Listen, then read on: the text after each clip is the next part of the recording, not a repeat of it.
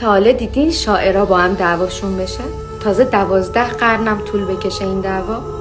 قرن 8 حافظ میاد میگه که همتونم شنیدید قطعا: اگر آن ترک شیرازی به دست آرد دل ما را، به خال هندویش بخشم سمرقند و بخارا را.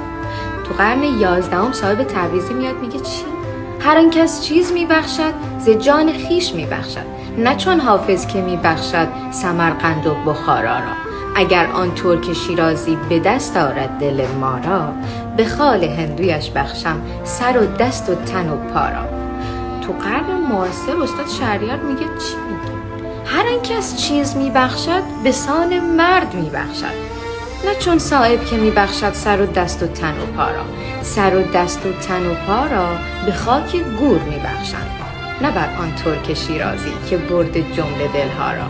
اگر آن ترک شیرازی به دست آرد دل ما را، به خال هندویش بخشم تمام روح